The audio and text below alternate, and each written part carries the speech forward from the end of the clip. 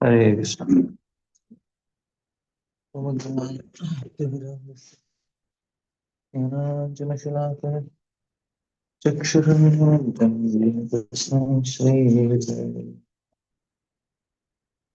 Hare Krishna.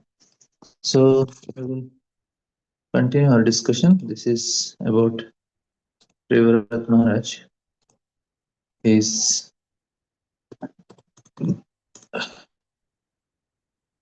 he went into meditation.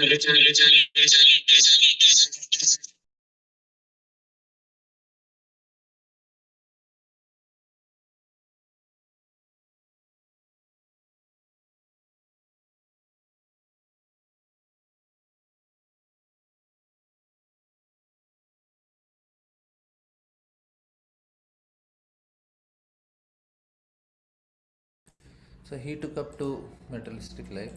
So here Brahma is coming and trying to persuade Privat Maharaj, and they gave very wonderful instructions. So the first instruction, he's telling that universal subordination.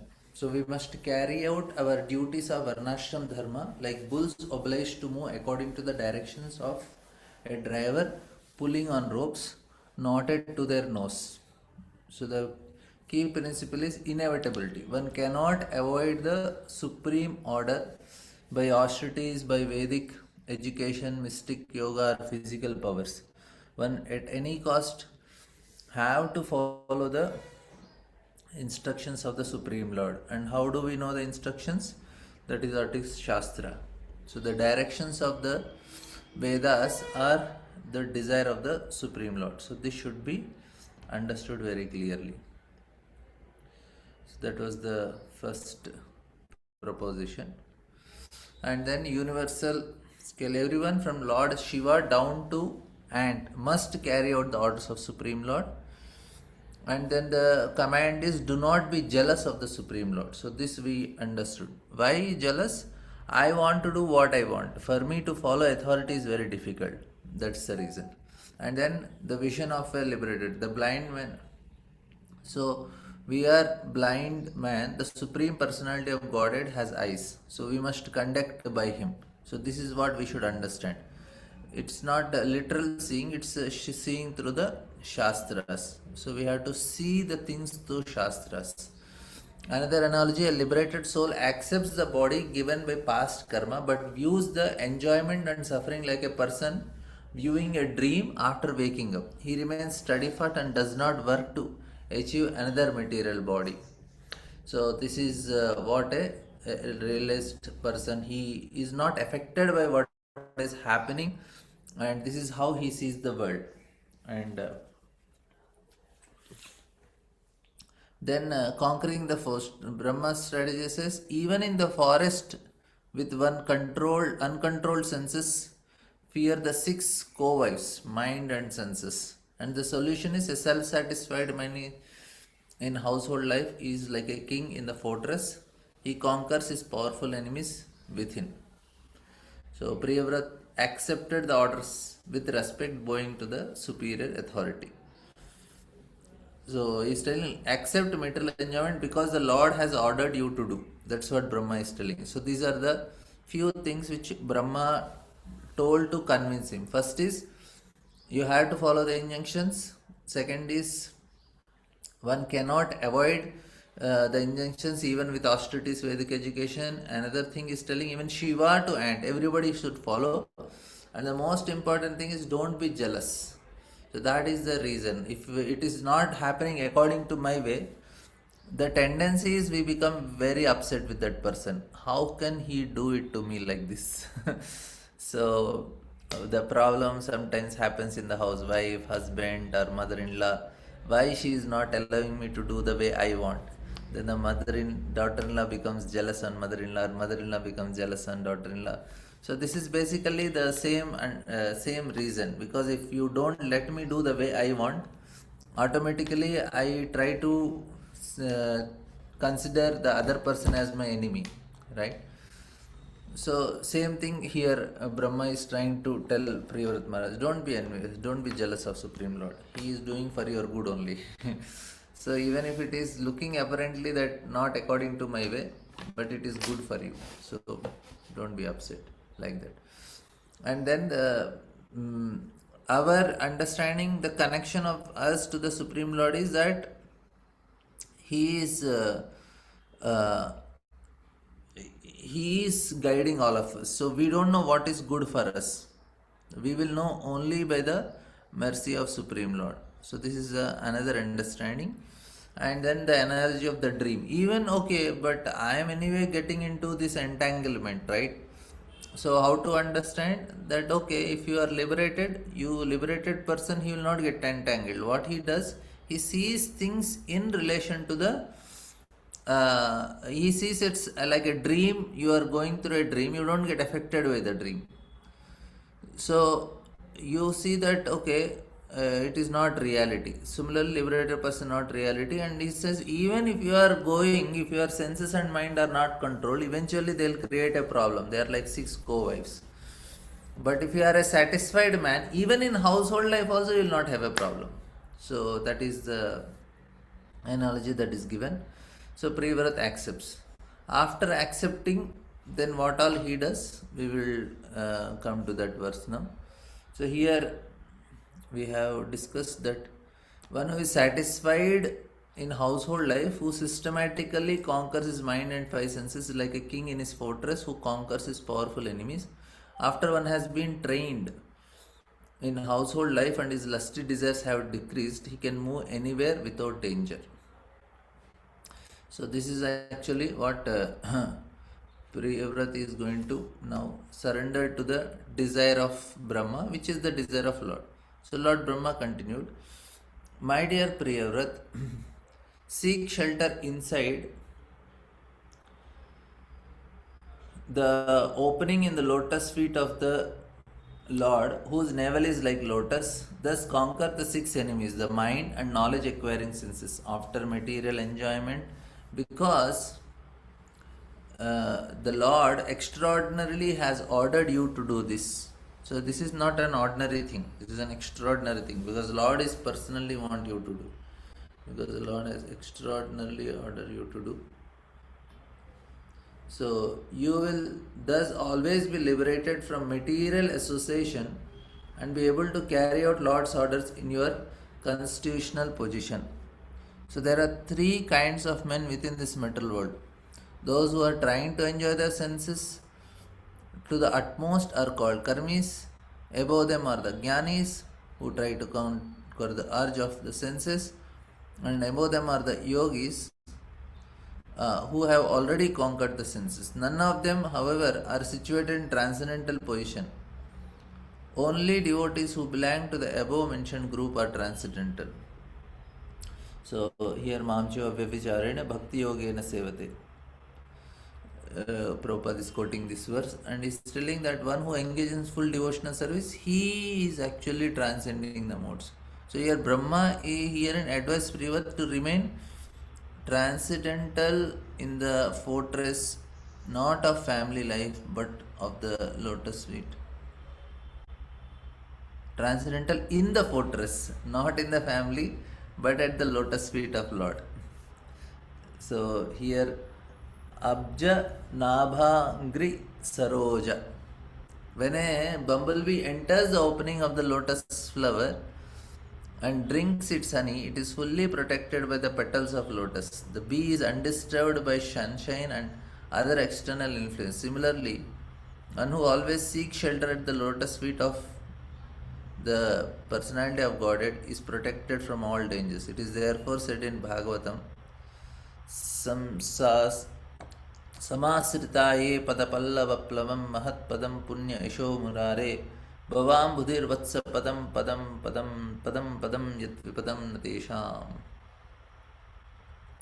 So, for one who has taken shelter of Lord, it is easy to cross over the ocean of material existence.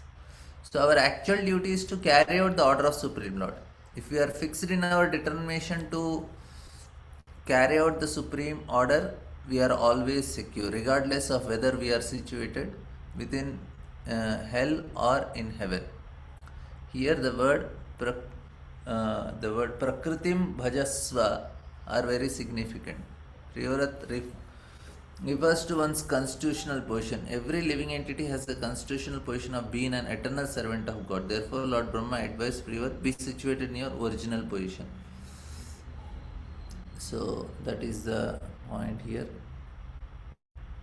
किबा कबू न बाजिबे तुम्हारा विषय तरंग पुनरपि येई तानी पाबे मोर संग.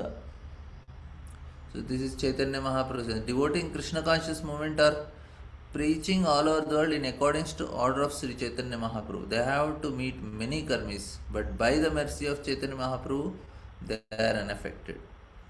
A sincere devotee who engages in the service of Lord Chaitanya by preaching his cult all over the world will never be affected by Vishaya Taranga. So, if you don't want to get affected, we have to be the preaching spirit. So, that is the solution Prabhupada is giving. So, for Priyavrat Maharaj, Brahma is telling,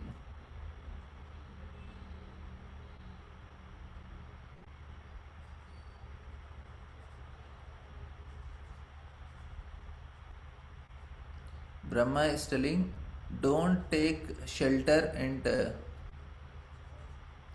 don't take shelter of house, but shelter of lotus feet of Lord.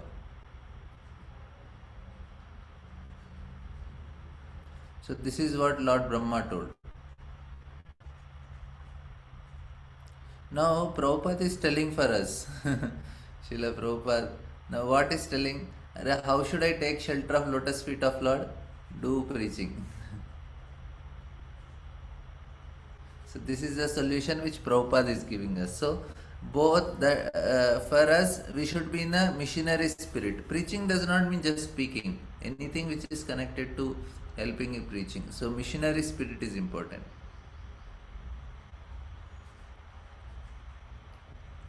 Help somebody preaching, that is also good enough. If you are supporting or your help is making others do nice preaching, that is also not a problem. Very good. So here the next verse says that Sukadeva Goswami continued, after thus been fully instructed by Lord Brahma, who is the spiritual master of the three worlds, Priyavrat, his own position being inferior, offered obeisances, accepted the order and carried it out with great respect. So Priyavrat was the grandson of Lord Brahma, therefore according to social etiquette his position was inferior. It is the duty of inferior to carry out the orders of superior with great respect. This is actually the dharma that should be followed, superior with great respect. Now what happens is, nowadays this respect is not there. So whole society is in chaos. So people don't want to follow superiors. They say just do it. Just do it. So this is the greatest problem for the modern society. No, just do it. It is Vedic culture, this is modern culture. Modern society. But Vedic society, just follow authority.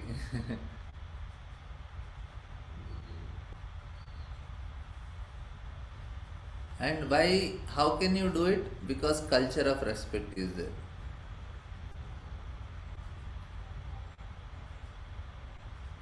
You are seeing, no? So if you have this culture of sin, then it is possible to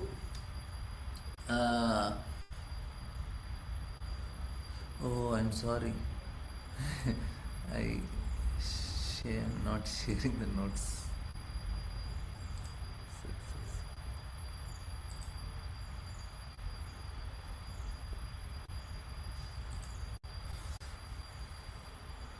Okay, I'll just show you the previous. So here I wrote, Priyavrat Maharaj he was told to take shelter of Lord, lotus feet of Lord, and Prabhupada told us do preaching, missionary spirit. So in that way we can be saved. So this verse it is talking about, the modern society is talking about just do it, but Vedic society is a culture of respect, just follow authority. So that is the most important difference to be understood, right? And Privat therefore immediately said, "Yes, sir, I shall carry out your order." Privat is described as Mahabhagavata, a great devotee. The duty of a devotee is to carry out the order of spiritual master in parampara. So Brahma is no ordinary grandfather. He is guru. He's the first spiritual master of this creation. So for Priyavat Maharaj, he is actually following the orders of spiritual master. Now, because his spiritual master is Narada, but his spiritual master is Brahma. So that's why Evam Parampara Praptam. So his guru is telling something, but his guru's guru came and told, no, do something else. And Narada Muni also is obeying here. It's not that Narada Muni is against and Priyavrata has to fight what to do. Guru is telling something and above him somebody is telling no. Immediately Narada also accepted. Because when it came to fight, it was the difference in opinion between Narada Muni and Swayambhu Manu. Both are Mahajans, and Priyavrat was not in favor of his father. He was in favor of Narada. But when Brahmaji came, all of them they accepted. So why? Because there is respect. Yes, sir, I shall carry out your order. So this is a respect which is a part of Vedic culture. A devotee of Lord always considers himself as a servant of the servant of the servant of the Lord. So this is that means he is not having his personal agenda. That is the point. He is just want to do what Lord wants. So for a devotee, no personal agenda.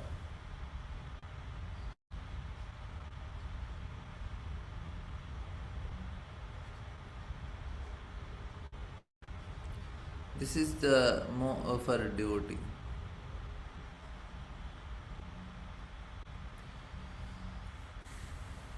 His agenda is only to serve Guru. So at the end of life, even now our agenda is our family and family, children, career. So these are our agendas now presently. But at one point of life, it should come in such a way that we don't have any of these agendas. So for a devotee, this is the present state. But for devotee, after at one point of life, it should come service to Guru is the only agenda.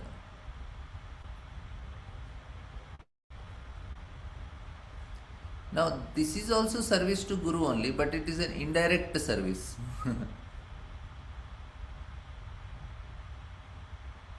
So, to direct service. And that's why there is the that's why there is a ashram called Vanaprastha. Why there is Vanaprastha ashram? Vanaprastha ashram is not living home, at least presently. Vanaprastha ashram is actually full-time dedicated service to Guru. That's how we should understand it. So it is not that a person is continues to remain at home is a problem. If he is fully dedicated to the service of Guru, it's not a problem. It's a blessing only. That's what Brahma is telling to Priyavrat Maharaj. Arey, just focus on the lotus feet of Lord. Be dedicated to. And what is that focus of this lotus feet of Lord? Prabhupada is telling, yeah, preach. Be dedicated to Chaitanya Mahaprabhu's mission. You are understanding? So no personal agenda. Then only it is possible. We have to make our mind. Okay, one day I will give up everything. Just focus on service to Guru. Focus on service to Guru. I will do full-time service. And retire and do it. That's the thing. Lord Brahma was then worshipped by Manu, who respectfully satisfied him as well as he. Priyavrata and Narada also looked upon Brahma with no tinges of resentment. So this is very important. Even Narada also was not having any resentment because he is also accepting authority. Because Narada understood the will of Lord. So both of them, they were happy. no resentment. Having engaged Priyavrat in accepting his father's request, Lord Brahma returned to his abode, Satyaloka, which is indescribable by the endeavor of mundane words. So Manu was clearly very satisfied that Lord Brahma has persuaded his son Priyavrat to take the responsibility for ruling the world. Priyavrat and Narada Muni were also very satisfied. Although Brahma has forced to accept the management of worldly affairs, thus breaking his vows to remain brahmachari and completely engaged in devotional service, Narada and Priyavrat did not look upon Brahma with resentment. So Narada was not at all sorry that he has been frustrated in making Priyavrat a disciple. See, both Priyavrat and Narada are exalted personalities who know how to respect Brahma. We were discussing, this is all about respect only. Therefore, instead of looking on Brahma with resentment, they very feelingly offered him respects. Lord Brahma thus returned to his celestial abode known as Satyaloka, which is described. So now why the problem comes in the family now? Because this is no respect, no authority, no respect, it's personal agendas. No respect,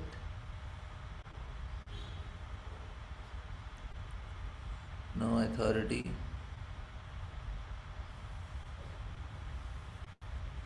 and then there is personal agendas. Before marriage only they decide, if we break up, this much property you, this much property you should get. So this is how people are becoming insecure. So personal agendas.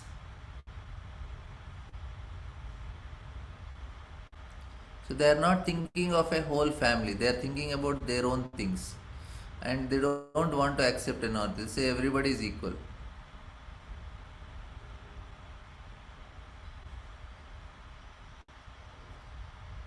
So they say everyone is equal, and there is no respect, call by name. Even in the office also, this is what is now nicely promoted. They don't call boss or anything, they have to call by name. They think it is equal. This is foolishness. No respect, and no everybody in the, this is the corporate corporate style, corporate life.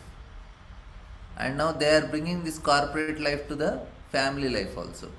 In corporate, there is no respect, there is no authority. They say everybody is equal, call by name, and everybody has their personal agenda. How to pull down others and get the highest position possible.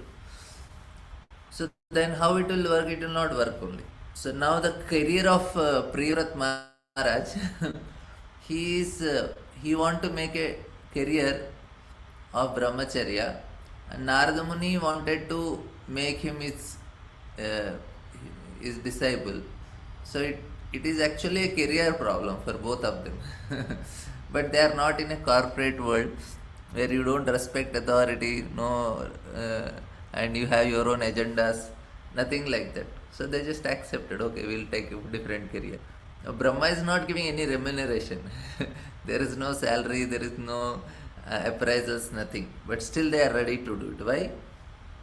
Because this is there. So now modern culture is why so much insecurity and so much problems in the job.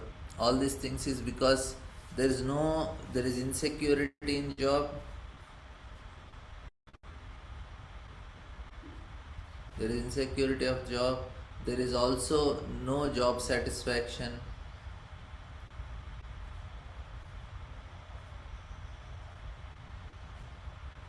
And there is always competitive mentality, jealous. So many things we can write. There is envy, jealousy, and all these things. Now, if you see what it is told in the Shastras, if a Shudra accepts a master, whole life he has to serve him. Even if the master becomes old and invalid, the Shudra continues to serve him. Whatever is the master, he will not leave the master. Like Dhritarashtra is blind and having so much not good qualities and all. Sanjaya continued to serve him. He knows what all Dhritarashtra is. Sanjay is a great personality. He's a devotee, and he's disciple of Vyasdev also, and he has extraordinary vision that is given by Vyasdev. Still, he was serving the Dhritarashtra, who was not so good personality in that level. That means the rule is very important. You have to follow your dharma properly, respect the authority. That is what is told. Why chaste wife and all these things are promoted. Wife is serving, Mandodari is serving Ravana, Gandhar is serving Dhritarashtra. In spite of knowing that these fellows are, having this demonic mentality. The point is what you do it, you follow your dharma, you will be elevated. So it is not just enjoying temporary things of this world. Of course, within this world, Swarga is also there, but not lower pleasures. They try aspire for a higher pleasure. So that is the main difference. So here also, now what is happening? There is no loyalty, there is no honesty in the corporate level. People are just interested in their career. Okay, 2 years I got experience, 3 years I got experience. Let me jump over to another company, and they keep jumping for another. And when they become little middle aged, by the time they have 15-20 years of experience, the companies don't need anymore them. They feel it's a liability because we have to pay so much salary for these fellows. We throw them out, take new people with less salary. So these people, when they were young, they were jumping the companies, and when they become old, companies will throw them out. And this is actually what is happening. So there is no trust, loyalty, so much insecurity. All these things is because of the not having any proper authority or anything. Like Srinathji Prabhu's their company, Krishna Chandrapu and their company, they actually treat their employees like their own children, their own family. They take care of them. They don't fire from the job. There is some job security. They know I will not be fired. So they try to, of course, not so much. That's why they did not go in corporate world so fast like other companies because they didn't had that culture. They have to adapt to know some certain things. So the point is that the culture is to take care, and then everybody is happy. There is no envy. The servant is never thinking that I'll become the Jamindar or master one day. He's just happy serving them. This is my duty. I have to do whole life. Of course, now people don't accept that concept only. Why a person who is serving his master remain a servant only? At least his son should become the master one day. But they don't understand the principle that it is not just external position that is success. The internal consciousness growth is success. So please try to understand this point. Very important point. So presently, because the whole society is in passion. So definition of success, no?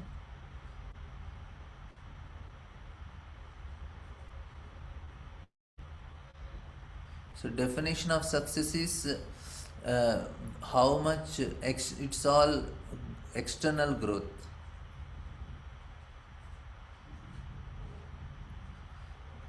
Big car,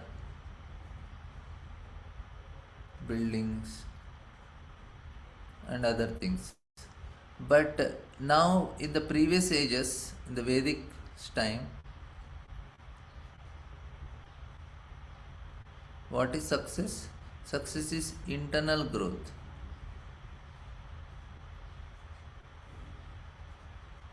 Internal growth, that is the consciousness level. So growth in consciousness. That's why even Kshatriyas also, no, they want to fight and die on the battlefield because they know it's not just okay, you run away and survive, na. They will not run away and survive. Even if the opponent is very very powerful person, they know I cannot win. Still they will fight. They know if I die, I will go to heaven. I will get a higher destination. I will get higher consciousness. So they are convinced about it. That's why in Vedic times, Kshatriyas, they were ready to give their life to protect their citizens, because it is going to help them in terms of in their consciousness. If such people are dedicated to Brahmanas, how much powerful and how much committed Brahmanas are for their service to the truth. You understand, like this person is ready to die for somebody else, and he is ready to obey to the orders of Brahmanas. That means Brahmanas must be very extraordinary in Vedic times. They are of a very high caliber. And the here Priyavrat Maharaj and Narada are not worried about their career. So they are worried about career, but not external growth. It's an internal growth of career. It is stated in this verse, Lord Brahma resides to his residence, which is as important as his own personality. Lord Brahma is the creator of the universe. So how these people are ending up in higher planetary systems? Brahmaloka, Janaloka, Maharloka, Tapaloka. How these people are ending up there? Because they followed this system very nicely. They were growing their consciousness. That's why they got elevated. So these places are not just places on a geographical location you can just grow. No, they are all metaphysical boundaries, which we have discussed previously also. If you want to enter that planets, we have to change our consciousness. That is the point. So Lord Brahma is the creator of the universe and most exalted personality. Sahasra Yuga Paryantam Aharet Brahmano Viduhu. So this is the duration of life. Therefore, we cannot factually comprehend even 12 hours of Lord Brahma's life, to say nothing of 100 years of that constitutes his entire lifespan. So even 12 hours of Brahma is very difficult for us. It is 1000 Divya Yugas. How can we understand? So Vedic literatures describe that in Satyaloka there is no birth, death, old age or disease. In other words, since Satyaloka is situated next to Brahmaloka or Brahman effulgence, it is almost as good as Vaikuntha Loka. Lord Brahma's abode is practically indescribable from our present status. Therefore, it has been described as beyond the description of words. Right? So, Brahma, the Avan Manaso Gochara. So Lord Brahma, Yad Vai Parardham Tad Yu Parameshtyam Na Yatra Shoko Na Jara Na Mrityur Natra Na Chodbha. So in Satyaloka there can be in Satyaloka, where one can remain situated for many millions of billions of years, there is no lamentation, there is no old age, anxiety, or the influence of enemies. The only one problem is that they feel compassion, they feel sorry for people who are in the earthly planet, how we are suffering. That's the only thing they have, otherwise, they are peaceful themselves.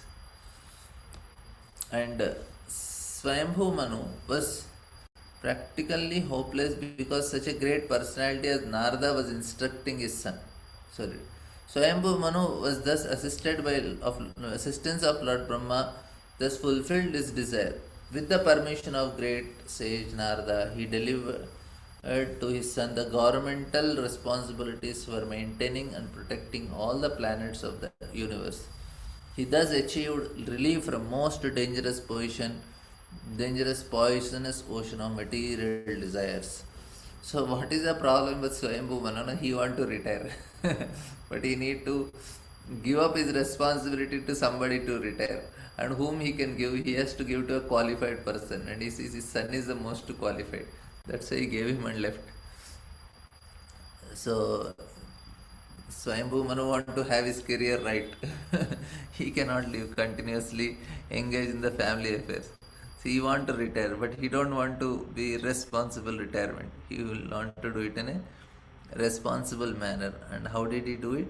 By giving that responsibility to his son. So that is the simple understanding. So why all these things Swayambhu Manu is doing? What is the motivation of Swayambhu Manu?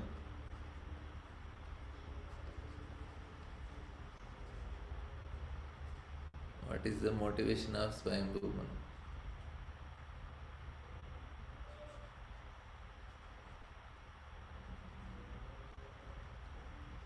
So what is his motivation? Want to retire.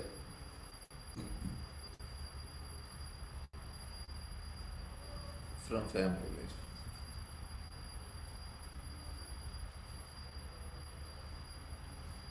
So Swayambhu Manu was practically hopeless because such a great personality as Narada was instructing his sons.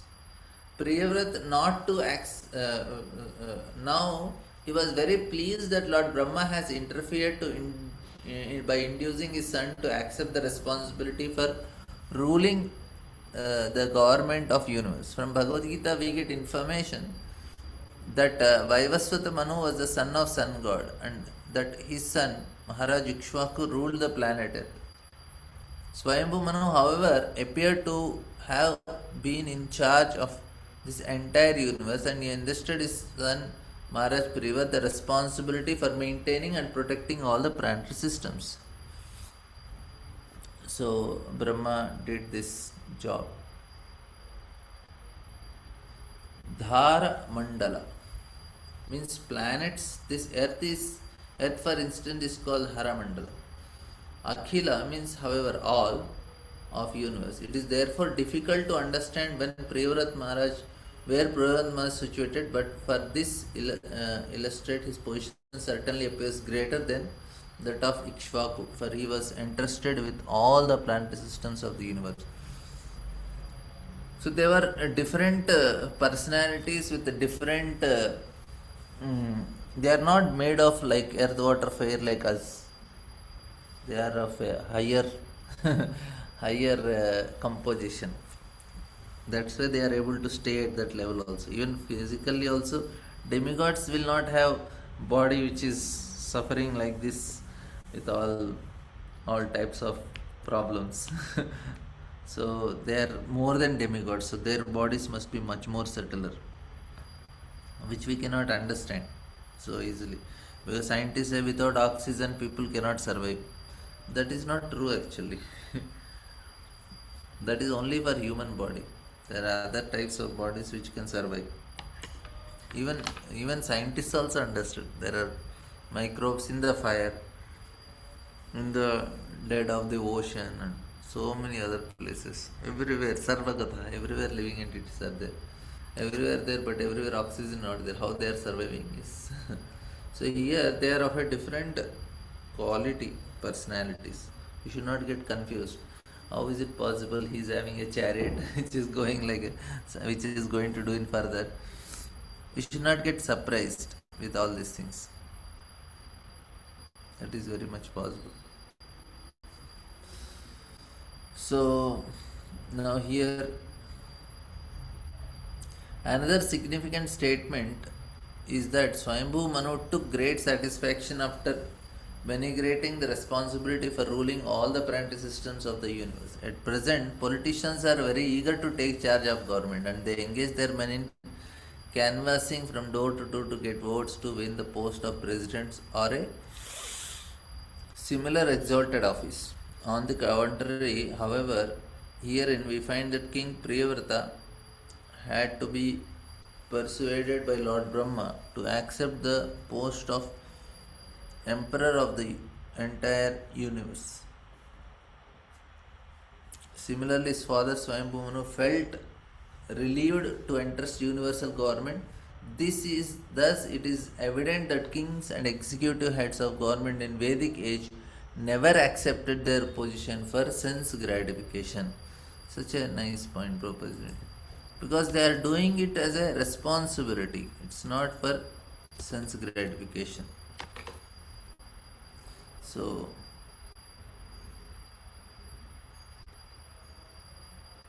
in the Vedic never accepted. Such exalted kings who were known as Rajashis ruled only to maintain and protect the kingdom for the welfare of the citizens. The history of Priyavrat and Swayambhu Manu described how exemplary, responsible monarchs performed the duties of government with disinterest, keeping themselves always aloof from the contamination of material attachments. Material affairs here have herein been compared to an ocean of poison. They have been described in a similar way by Shri Narottam Das Thakur. Samsara vishanale divanishi jale judai te na kainu pa गोलोकेर प्रेमाधन हरिनाम संकीर्तन रतिना जन्मी लोगे नेता. So this is the two verses he is singing. My heart is always burning in the fire of material existence, and I have no provision for getting out of it. So this is actually what the acharyas they are feeling. So the only remedy is Harinama Sankirtana, chanting of the holy name. However, I am how unfortunate I am that I have no attraction for this. Manu wanted to seek shelter of lotus feet of Lord. Therefore, with his son Priyavrat took charge of the worldly affairs. Manu was very relieved. So he wanted to go out. So we discussed. This is the system of Vedic civilization. At the end of life, one must be free. One must free himself from worldly affairs and completely be engaged in service of Lord. So 24/7, we should be able to get this opportunity. The word surasi vara anumatena is also significant. Manu entrusted the government to his son with the permission of great saint Narada. This is particularly mentioned because although Narada wanted Priyavrat to become free from all material affairs, when Priyavrat took charge of universe by the request of Lord Brahma and Manu, Narada was very pleased. Okay, thank you very much. We will continue our discussion tomorrow. You have any questions, comments?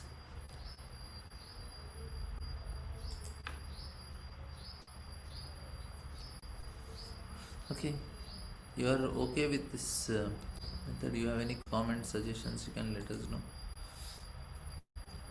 The way it is discussed, you have any other things? You can make suggestions. Hare Krishna.